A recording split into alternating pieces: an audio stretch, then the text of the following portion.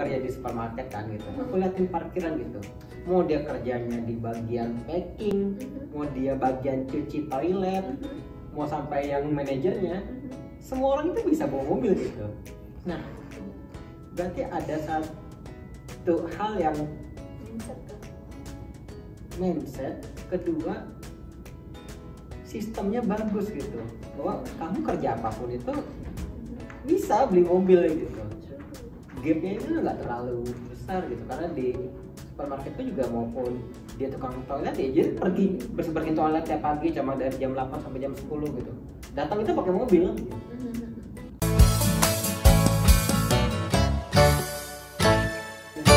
Bahasa Jepang, bahasa Inggris, bahasa Minang please. Tapi maafkan mungkin orang lain tidak akan mengerti. Oke, jadi kita pakai bahasa Indonesia aja ya. Oke, jadi Uni Sherly ini Putri Sawah Lunto. Yes. Goes to Japan. Oke. Uni Sherly kan S1 di Andalas ya. Jurusan Fisika. Jurusan apa itu? Fisika apa itu? Oke. Ilmuwan berantah. Terus S2 di Jepang. Yes. Di Shizuoka University. Jurusannya? Agak berat disebutkan. Jurusan apa? Dari mesin. Teknik mesin. Kok bisa dari fisika ke mesin? Relasinya apa? Jadi entah kenapa lab sensei ini berada di bawah teknik mesin. Oke. Saya lebih kayak kalau bisa lihat lagi sebenarnya penelitian sensei itu lebih kepada sains.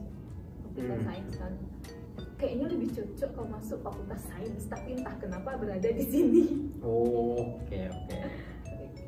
Terus apa alasan Uni kok milih Jepang buat S2 gitu? Dari sejuta negara yang ada, Uni memilih Jepang. Kenapa nggak di Indonesia lagi? Panjang kalau diceritakan. Iya, simpel aja. Coba jelasin. Oke, simpelnya.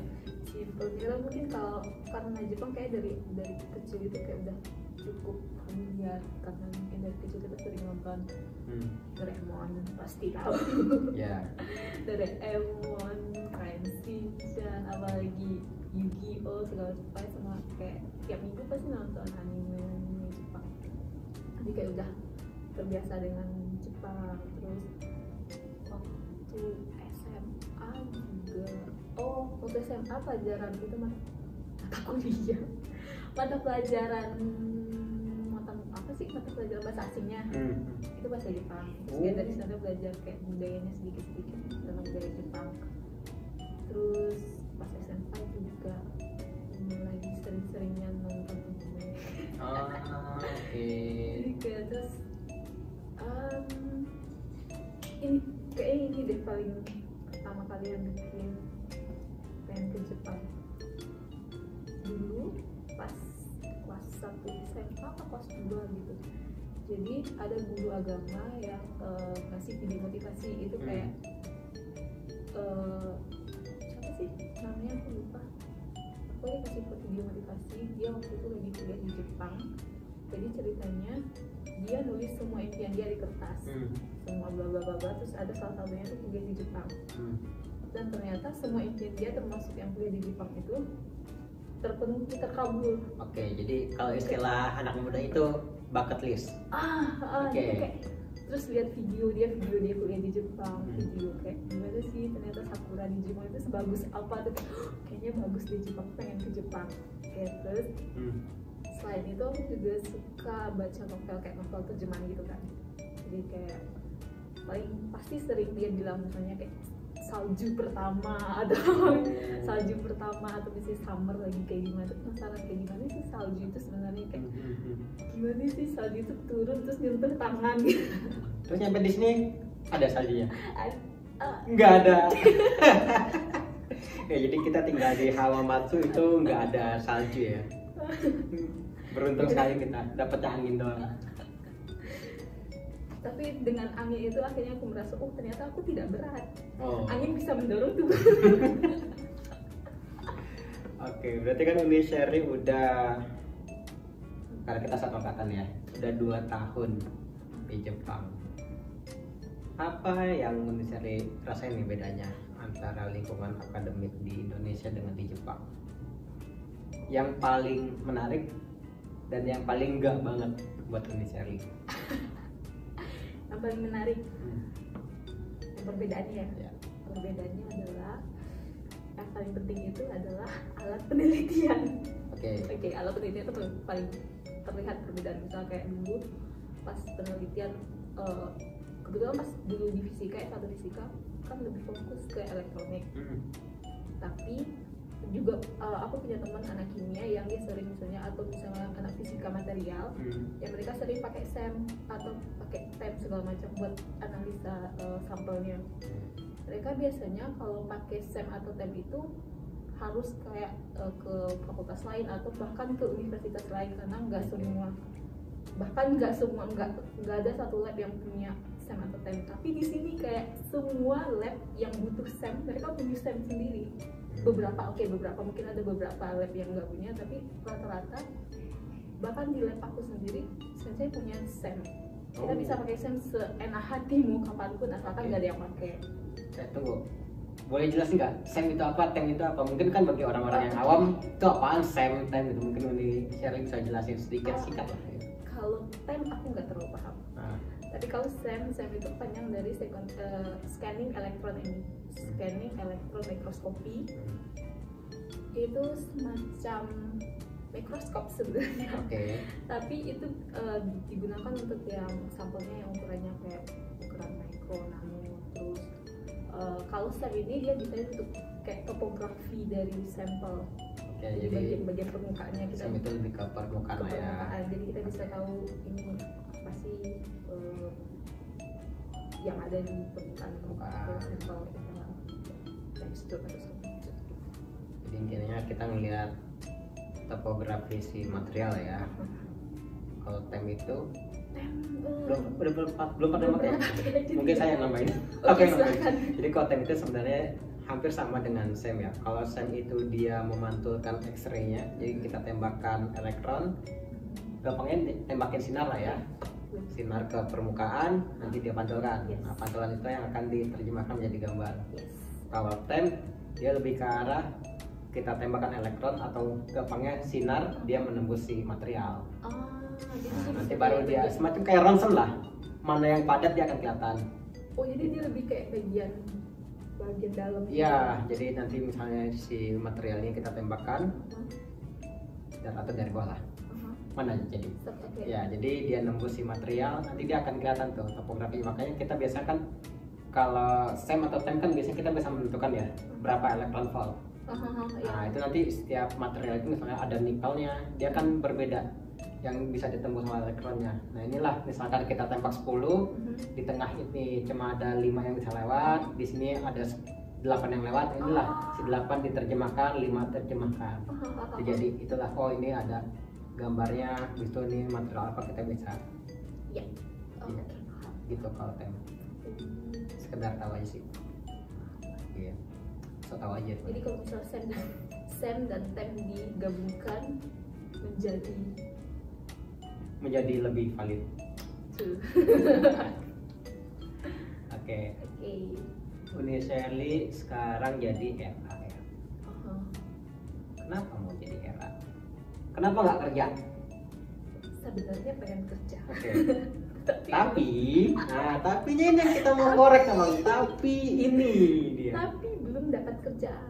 Nah, kenapa belum dapat kerja begitu? Pertama, yang paling aku sesali adalah aku lambat mulai untuk job hunting.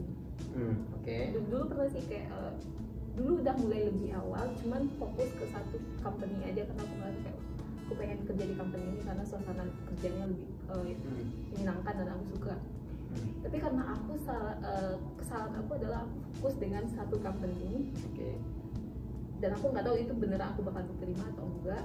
Terus ternyata setelah COVID datang, pandemi datang, dan ternyata company ini stop recruitment karena mereka nggak bisa rekrut orang baru selama pandemi ini. Terus ya aku nggak ada tujuan hidup lain. Terus aku baru setelah wisuda September lalu baru mulai fokus lagi cari kerja di sini. Dan masalah datang lagi adalah rata-rata company di sini mereka butuh orang-orang yang bisa bahasa Jepang, sedangkan bahasa Jepangku bisa dibilang minim. Oke. Jadi memang di Jepang ini unik ya, proses rekrutmen itu setahun 2 kali ya. Yes. Jadi kalau nggak salah, kalau bisa itu setahun sebelum lulus itu kita udah harus nyari kerja ya. Ini sih masalah di Jepang. Jadi bulan nyari kerja itu bulan apa ini? Bulan April dan bulan April sama Oktober. Jadi kalau orang mau lulus bagi orang Jepang yang lulusnya April, kalau bisa di Oktober itu udah nyari kerja. Ya, kalau yang lulusnya September, kalau bisa di April itu ikutan nyari kerja. Karena kalau misalkan kita ikut April, proses rekrutnya selesai itu kalau nggak salah bulan Juni atau Agustus baru bisa kerja April tahun depannya. Bener kan? Itu sih unik di Jepang ini. Aduh. Jadi kalau bisa setahun sebelum lulus itu udah dapat kerja. Dan enaknya di sini dibanding tempat kita nggak bisa cari kerja kalau di Indonesia kalau kita belum punya ijazah. Sedangkan di sini kita bisa cari kerja meskipun kita belum tentu kita bakalan lulus apa enggak tahun ini. Benar. Enaknya kayak gitu. Ya sih. Terus kan Unu udah 2 tahun di Jepang. Apa yang jadi masalah untuk belajar bahasa Jepang? Padahal ini suatu privilege gitu. Kita di Jepang tiap hari ngeliat orang berbahasa Jepang, mendengar bahasa Jepang, lihat billboard apapun dalam bahasa Jepang. Apa yang jadi masalah belajar bahasa Jepang? Masalahnya mungkin tiap orang pasti punya beda-beda cara belajar, dan aku bukan orang yang bisa belajar bahasa baru dengan cara mendengarkan. Meskipun orang lain ngomong apa, aku nggak akan bisa nyimpan di kepala aku. Jadi aku harus belajar dari buku, kayak dari buku fisik, bukan dari kayak online pun aku nggak bisa belajar dari online, kayak nggak bisa nyimpen gitu di kepala aku. Emang cara belajarnya primitif sih. Tapi kan ada kelas bahasa Jepang. Ya itu mungkin. Apa lagi yang jadi masalah? Sepertinya masalahnya kalau menjudge ya.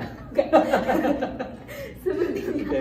Nggak, jadi kita share-share yang salah itu kemauan dari diri. Oke, jadi intinya sebenarnya kemauan. Mungkin dulu pas belajar masih kayak 50-50 belajar, tapi nggak terlalu belajar, terus nggak sering dipraktekin. Jadi sekedar belajar terus lupa kayak gitu. Tapi kalau ngomong bisa ya? Tapi itu belum cukup buat perusahaan. Itu kayak kemampuan ngomongnya itu oke sekedar untuk bisa bertahan di sini. Belum untuk kayak conversation yang agak berat-berat, apalagi kalau misalnya kita mau kerja pasti kan lebih banyak term-term yang agak spesifik. Nah yang itunya yang agak susah. Kalau di lab pakai bahasa Inggris atau terkadang pakai bahasa Jepang juga? Kita di lab sebenarnya itu banyak sekali. Kalau sama anak lab yang Nihonjin pakai bahasa, kalau yang anak lab yang orang Jepang itu biasanya pakai bahasa Inggris. Kadang campur dikit bahasa Jepang. Selain itu di lab juga ada kayak foreigner lain. Itu karena kebetulan foreignernya itu semuanya Malaysia. Jadi udah ngomong bahasa Indonesia. Oh iya, kalau Malaysia Indonesia masih nyambung lah ya sama Indonesia. Jadi ya gitu, jadi bingung. Mau ngomong bahasa Jepang udahlah, mending ngomong sama foreigner aja. Lebih gampang.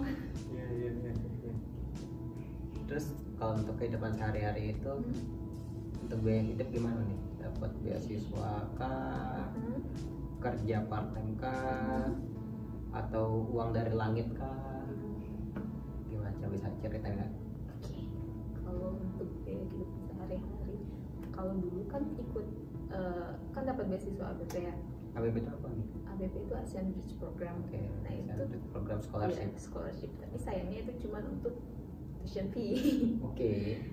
Tapi kalau untuk yang biaya sehari-hari, pas 6 bulan pertama itu kebetulan dapat beasiswa JASO itu 48.000 per bulan selama 6 bulan. 48.000 per bulan, tapi kalau dirupiahin 5 juta lah ya. Sekitar segitu. 5 juta, oke. Tapi cuma berlaku 6 bulan. Nah, 6 bulan. 1,5 tahun berikutnya waktu itu pernah daftar satu beasiswa apa namanya ada satu beasiswa, Oke. terus ternyata gagal. Oke, berarti nggak bisa harapkan beasiswa, akhirnya part time jadinya, karena kita tetap butuh uang kan, dan beasiswa kayak nggak dapat beasiswa lain, udah berarti part time. Terus part time mulai dari 2018 akhir. Berarti setelah 6 bulan nyampe, itu kan 6 bulan masih dapat beasiswa ya. Itu kayak langsung mikir kan gimana ya Oke. buat berikutnya setelah 6 bulan ini, gimana, apakah dapat beasiswa kah atau part time. Terus jadi selama dari rentang 6 bulan itu coba nyari part time, jadi buat apa sih namanya, buat jaga-jaga jaga-jaga kalau misalnya ternyata nanti nggak dapat beasiswa lagi kan. Jadi mulai part time dari akhir 2018. Kan Uni itu dapat 48.000 per bulan dari beasiswa ABP ya. Oh, Jaso. Oh Jaso, sorry Jaso. Nah itu emang per bulan tuh berapa nih pengeluaran Uni sendiri? Oh, kalau per bulan sih kayaknya sebenarnya kalau per bulan rata-rata ya 50.000 sampai 60.000. 60.000. 50.000 sampai 60.000 deh. Nah itu selama 6 bulan kan belum ada part time tuh. Dapat 48.000, keluar 60.000. Iya. 12.000 nya dari mana? Kan udah mulai part time-nya dari itu. Oh, oke. Dari akhir 2018. Jadi Berarti kayak belum- setelah 2 bulan nyampe lah ya. setelah 2 langsung bulan part time langsung di? part time di Richmond Hotel. Boleh juga mau. Nggak apa-apa, kita Oke. bebas, kita bebas aja, sebut merek. Nggak Oke, apa. di Richmond Hotel. Oke. Oke, Itu di jadi hotel.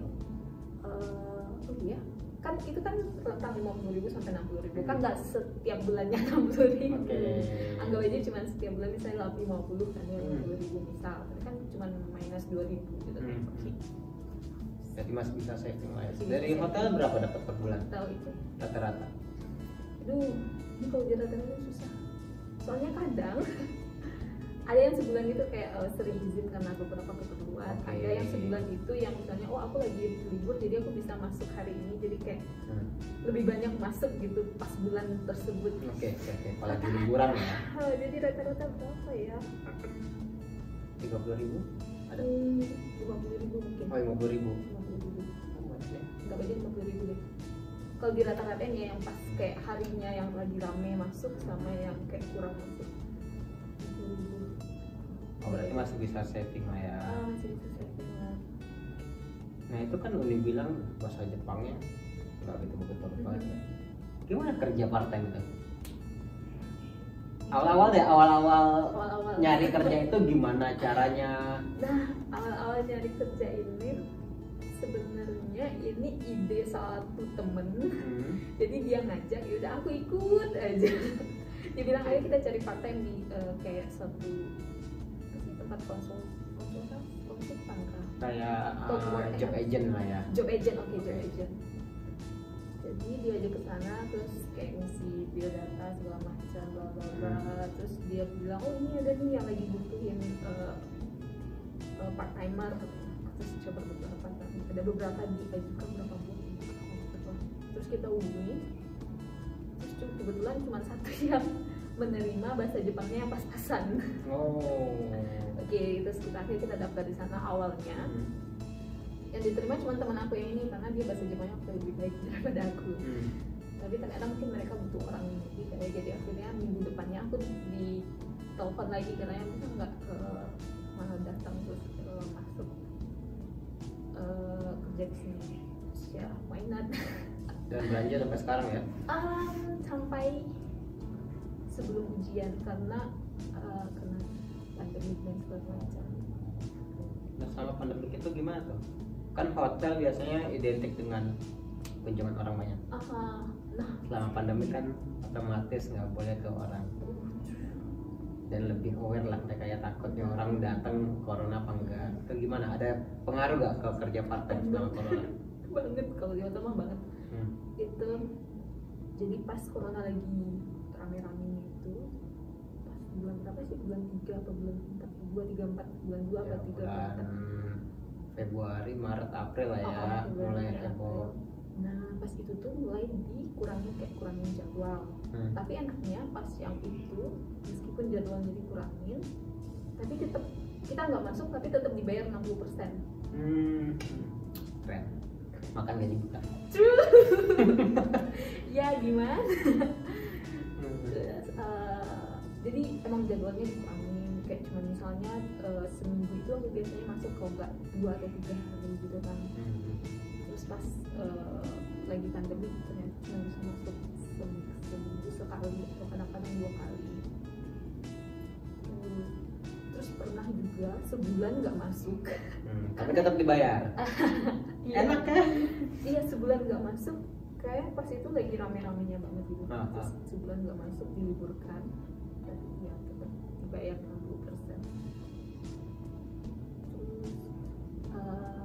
Terus berhentinya itu sebulan sebelum ujian, sebulan sebelum ujian berarti sekitar bulan Agustus 2020. Itu nggak belum officially berhenti, tapi udah kayak minta izin lah. Minta izin pertama, terus kebetulan emang lagi nggak ada jadwal, kayak nggak ada jadwal yang mau karena lagi keadaan kayak gini kan, terus nggak ada jadwal. Terus kebetulan juga persiapan buat ujian, terus udah mulai officially liburan. Nah, habis selesai ujian udah free, ternyata emang masih nggak ada jadwal kayak gitu. Nggak ada jadwal, aduh. Pas aku nggak ingat kapan yang pembayaran 60% itu nggak ada lagi. Kapan ya? Kalau nggak salah tuh bulan April, Mei, Juni itu memang dari pemerintah ada program insentif untuk perusahaan-perusahaan. Jadi kita diliburkan tapi tetap dibayar karena pemerintah ngasih uang ke perusahaan itu. Habis itu kalau nggak salah bulan Agustus udah nggak ada lagi. Nah, iya. Karena orang-orang udah mulai masuk normal. Iya itu. Ya. Pas yang Agustus kebetulan aku juga libur, terus juga jadwalnya berkurang. Terus yang program pemerintah juga nggak ada. Berarti otomatis income aku berkurang. Tapi selama 1 tahun ke belakang itu masih sempat nabung lah ya. Sempat, of course. Itu penting. Kalau enggak, gimana hidupku? Betul.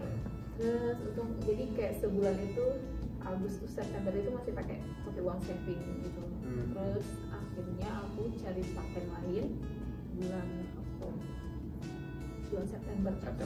September di supermarket. Oke. Deket kampus, jadi kayak deket. Enak dong. Enak sih, deket, cuman pulangnya kayak gini. Iya, tanjakan. Tanjakan. Summer. Welcome to Japan. Summer, Pak. Iya, nggak apa-apa, sehat. Pulang dari supermarket nanjakan. Nah, bisa langsung ke kampus. Pulang dulu. Kan nggak kuat ya, keringatan juga, mandi dulu. Mandi dulu kan.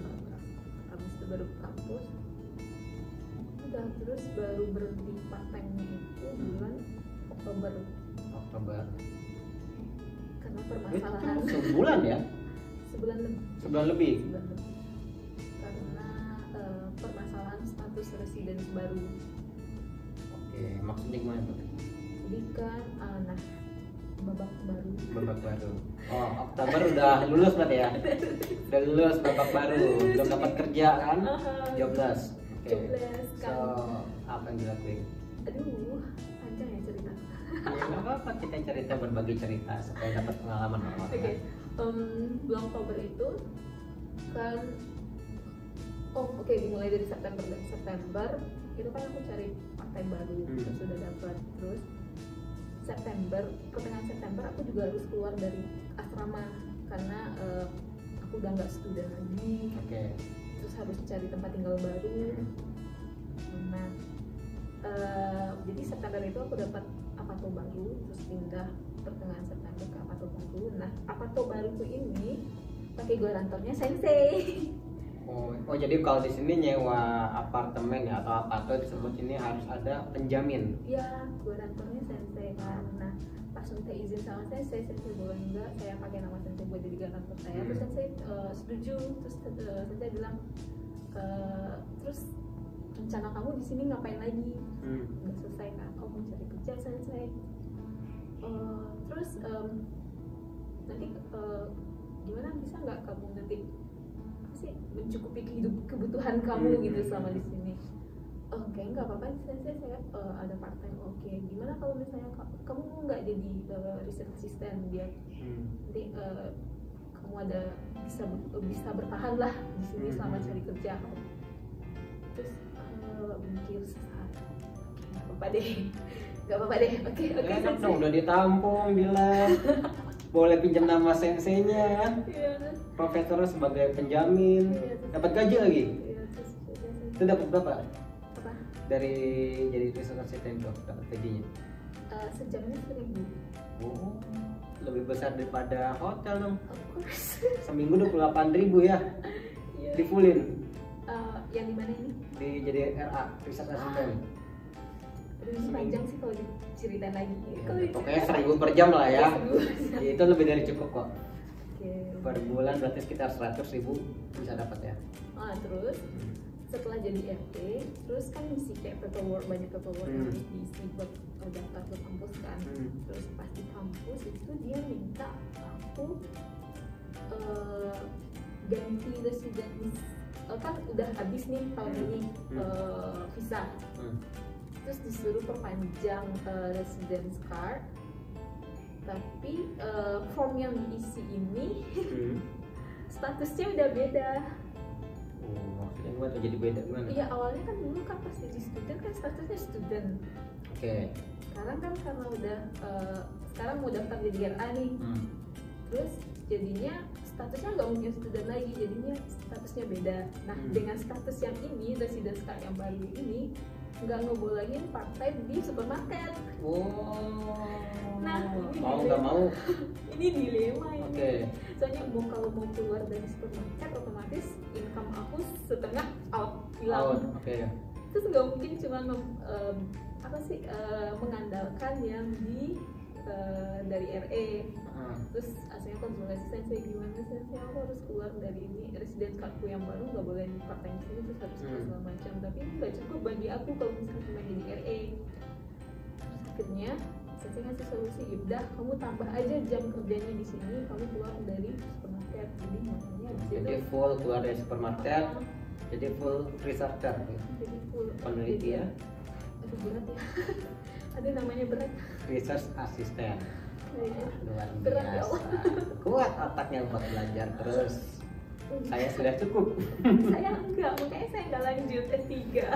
Ada ini rencana mau lanjut S3? Tidak. Kenapa? Mata saya sudah capek. Mau istirahat katanya. Kasihan mata saya panas.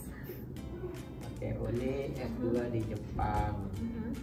Sebenarnya apa sih goal dari Uni untuk ambil S2 di Jepang? Goalnya Apakah ada suatu ilmu yang pengen dibawa ke Indonesia? Atau seperti apa? goalnya pengen kerja di Jepang. Oh, jadi ini jadi jembatan ya? Jadi kayak kalau misalnya kita udah lulusan Jepang, jadi otomatis agak lebih mudah kalau kita mau lanjut kerja di sini. Tidak kalau misalnya kita dari lulusan Indonesia, mungkin prosesnya bisa, tapi mungkin prosesnya mungkin agak lebih berat. Dan sayangnya mungkin jauh lebih berat juga. Tapi kira-kira ilmu yang Uni Sherly dapat nih dari S2 ini itu kalau di Indonesia bisa diterapkannya untuk apa sih? Di Indonesia. Kan suatu hari pasti doang balik ke Indonesia. Oke, So, paket apa yang kamu bawa ke Indonesia? Kayaknya kalau misalnya untuk penelitian di bidang ini mungkin di Indonesia belum banyak. Jadi kayak kalau untuk kayak untuk industri mungkin belum bisa diterapkan. Tapi kalau misalnya untuk kayak bidang pendidikan, misalnya kayak penelitian lanjutan dari ini mungkin bisa. Jadi kayak mungkin kalau pulang ke Indonesia paling cocoknya udah jadi researcher atau misalnya kayak jadi Macam kayak di LIPI atau BPPT ya. researcher gitu. Kau boleh tahu tentang apa sih penelitiannya? Kok sampai di Indonesia itu belum bisa diterapin gitu? Se-advance apa Enggak, atau temanya? Temanya sih kalau tema penelitian itu lebih tentang secondary electron emission. Oh, lebih ke alat atau instrumen ya? Perkembangan instrumen. Pengembangan instrumen. Jadi kayak mungkin kalau untuk industri belum bisa diterapkan kalau cuma dengan segitu, baru dengan penelitian segitu belum bisa diterapkan di industri kayaknya. Jadi mungkin harus lebih ada penelitian lanjutan baru bisa diterapkan di industri. Oke, mungkin kalau dari tema penelitian Indonesia kan saat ini belum bisa lah dibawa ke Indonesia ya. Tapi pengalaman pasti bisa dong dibawa ke Indonesia. Kira-kira apa yang bisa Uni Shirley bawa kalau suatu saat nih pulang ke Indonesia, ilmu atau pengalaman apa yang bisa Uni Shirley bawa untuk di Indonesia? Di Indonesia Ya. Pengalaman banyak sih, sama pengalaman dari segi penelitian dulu. Oke. Dari segi penelitian itu kayak dari sini belajar kalau di Indonesia biasanya kita dikejar-kejar deadline atau misalnya dosen itu yang mengejar-ngejar kita. Sistem SKS. Sistem SKS.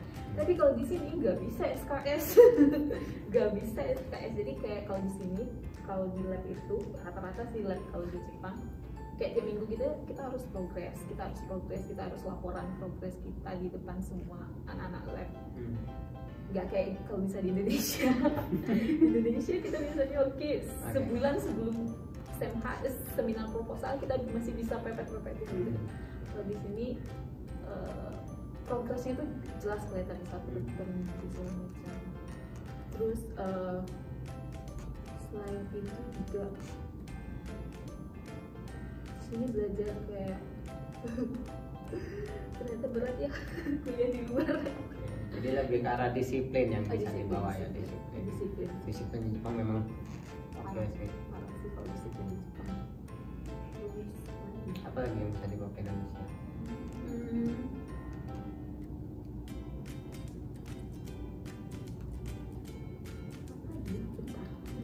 Kalau mungkin dari sisi atas kerja kan Uni Shirley udah merasakan kerja di Jepang, kerja part-time maupun di hotel ya. Kan itu pasti akan menggambarkan memang seperti itulah realnya di Jepang kerja gitu. Atas kerja seperti apa yang bisa dibawa ke Indonesia? Berarti masalah pekerjaan sekarang, oke. Kalau di masalah pekerjaan itu, meskipun apapun pekerjaan kita, terus setiap orang itu meskipun sekecil apapun misalnya posisi mereka di suatu kerjaan, mereka kerjanya itu emang sungguh-sungguh. Terus mereka tepat waktu. Misalnya jam 9 ya jam 9. Kalau misalnya janji briefing, bisa briefing kita 15 menit ya cuma 15 menit, atau bisa briefing mulai jam 8 ya jam 8. Jarang banget yang keren. Terus mereka yang paling aku senang di sini adalah pelayanannya. Yang paling sering aku bandingkan ya. Pertama pelayanan kayak dimanapun deh, pelayanan dimanapun pasti bagian pelayanan itu ramah dan itu membantu kita banget kayak bahkan dia yang datang ke kita untuk tanya ada perlu apa, perlu dibantu apa, beda rasanya kalau dibandingkan di Indonesia. Terus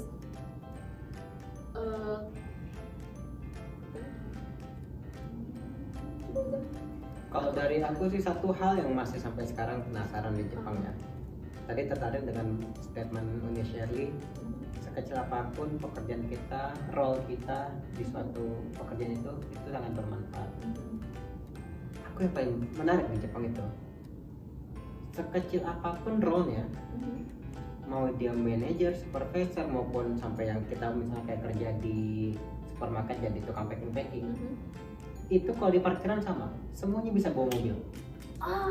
How come gitu? Di posisi apapun itu bisa dibilang gapnya nggak terlalu besar ya. Karena kayak aku juga kerja di supermarket kan gitu. Aku liatin parkiran gitu. Mau dia kerjanya di bagian packing, mau dia bagian cuci toilet, mau sampai yang manajernya, semua orang itu bisa bawa mobil gitu. Nah, berarti ada satu hal yang mindset. Kedua, sistemnya bagus gitu, bahwa kamu kerja apapun itu bisa beli mobil gitu. Gapnya itu nggak terlalu besar gitu, karena di supermarket itu juga maupun dia tukang toilet ya, jadi pergi bersih-bersihin toilet tiap pagi cuma dari jam 8 sampai jam 10 gitu. Datang itu pakai mobil. Gitu. Mungkin kalau di Indonesia bukan mau banding-bandingkan ya, maksudnya di Indonesia kan masih ada gap gitu. Kita kerja misalnya masih ada lah petugas kebersihan gitu, mereka masih mengalami kesulitan gitu. Tapi kok di sini di strata manapun semua orang bisa membeli kendaraan, semua orang bisa membeli mobil. Ini yang paling menarik buat aku ya selama tinggal di Jepang gitu. Ini yang masih buat aku tuh menarik banget gitu. Kerja di strata manapun, kamu bisa memiliki kehidupan yang layak. Kamu bisa beli mobil. Ini yang masih aku cari, how come gitu di Jepang bisa seperti itu. Walaupun sepertinya ada orang-orang miskin itu ada gitu. Tapi kesempatan itu ada. Mungkin sebagai gambaran lah ya, kita mahasiswa kerja part time full kan 28 jam per minggu. Satu bulan gaji kita itu bisa beli mobil. Bener kan? Bener nggak? Walaupun kita hanya kerja cuma beres-beresin kasur di hotel atau jadi tukang packing di supermarket, satu bulan gaji itu kita bisa beli mobil. Bener nggak? Mobil itu saya kan di sini 100.000 dapat. Oke, yang second. Saya kan dapat 100.000. Iya, Ini loh bener, sistem bener. ini yang masih penasaran, bisa gak ya dibawa ke Indonesia seperti itu, sehingga orang itu ya itu kerja apapun kamu tuh nggak usah khawatir gitu, kamu bisa memiliki kehidupan yang layak. Sehingga kita kerja itu ya dengan senang hati, karena kalau kita lihat di Jepang itu kan kok bisa ya orang kerja itu sepenuh hati gitu, kan mereka kerja memang benar-benar totalitas gitu, atas kerjanya tinggi. Ya mungkin salah satunya itu, kamu kerja apapun, mau beli mobil bisa, mau beli rumah bisa, punya motor bisa juga gitu. Jadi Tergantung seberapa keras kamu bekerja. ya, karena memang di sini hitungannya kan kelihatan per jam ya kalau untuk kerja gitu. Tapi kan dengan seperti itu, oke, gua kerja 40 jam nih minggu ini atau mau 50 jam gitu. Walaupun kamu di posisi sebagai tukang beres-beresin kasur di hotel, bisa beli mobil. Jadi nggak usah mikir mau ngejar posisi apa gitu. Toh juga kalau kita kerja kan lulusan S2 tetap kan akan di training dari nol lagi. Udah kayak logo ini Pertamina, mulai dari nol. Apapun lulusan kita akan di training sesuai dengan kebutuhan perusahaan. Nah itu juga sih yang kita rasakan ya kalau saya di sini di Jepang itu kerja part time, ya itulah kita nggak perlu khawatir gitu. Anak SMA kerja sebulan aja waktu mereka liburan lah ya. Terus mereka bisa beli laptop. Bisa beli laptop, bisa beli MacBook Air, Terus mereka bisa head-on. bisa beli iPhone 12 Pro makan. Hanya sebulan kerja. Ini yang sistem ini yang pengen banget gitu. Di Indonesia tuh bisa seperti itu gitu. Kamu kerja apapun silakan bisa beli gitu. Ya sama-sama kayak Uni Serlian, aku kan juga baru nyampe aja udah ganti HP. Itu karena keadaannya. Satu keadaan, tapi di satu sisi itu aku jadi mikir gitu, oh mahasiswa doang Bisa ya ternyata gitu. kerja sebulan bisa beli iPhone. True. Itu kayak Kerjanya juga bukan kerja yang high, yang kayak kerja ibarat kerja receh lah apa dibilang, Receh lah. kerja kasar lah gitu. Kita Aha. beres-beresin kasur, bersihin kamar mandi bisa beli iPhone. Ini loh yang aku pengen banget di Indonesia nanti gitu. Mungkin karena kalau kita bandingkan dengan part time di Indonesia itu kayak gaji per, kalau part time di Indonesia per juta ya? Aku juga kurang tahu di Indonesia. Nah itu Gimana kayaknya gaji part time di Indonesia itu maksudnya nggak bisa menyokong kehidupan gitu. Besarnya gaji Indonesia dibandingkan kalau misalnya part time di sini, misalnya kerja, anggap aja misal kerja sehari aja misalnya 3 jam itu bisa beli ini, beli ini. Bahkan sini harga mobil second bisa sama dengan harga iPhone. Bener. Sama sih di Indonesia juga gitu. Apa ya? Sama sih di Indonesia mobil second anggapnya 30 juta, ya iPhone baru ya 24-25 juta. Oh iya sama ya. Sama. Oke, sama aja beda. Benar. Bener. Oke, pertanyaan terakhir. Oke. What next? What Next. service? Berat. Kan udah lulus, sekarang jadi research assistant. So what next? Mau lanjut S3, mau lanjut jadi research assistant, atau mau seperti apa? Pengennya pasti pengen dapat kerja. Dapat kerja di Jepang. Semoga sih rezekinya di Jepang. Tapi kalau misalnya kalau ternyata rezekinya ternyata oke, kamu rezeki kamu nggak di sini, balik ke Indonesia sana, oke kamu pulang. Oh, jadi nggak masalah ya balik ke Indonesia ya. Nggak masalah. Oke. Ya, aku doain mudah-mudahan Miss Shirley bisa dapat kerja di Jepang, Amin. nggak pengen impiannya, dan suatu saat bisa lah berbagi ke teman-teman di Indonesia, kita berbagi pengalaman Miss Shirley seperti apa di Jepang, dan semoga kedepannya Indonesia semakin maju. Amin, amin. Semoga udah juga dapat. Amin. Semoga kita dapat kerja bersama. Amin. Oke. Mungkin itu dulu Miss Shirley. Terima kasih banyak untuk waktunya, udah ngeluangin waktu cerita-cerita, berbagi pengalaman. Sebenarnya masih banyak ya yang bisa Lebih banyak diceritakan, pengalaman sih. cuma mungkin di sesi lain nanti kita bikin lagi biar nggak terlalu panjang. Oke, terima kasih banyak Miss Shirley. Sukses buat kerjaan kerjanya. Oke, thank you. Sampai jumpa.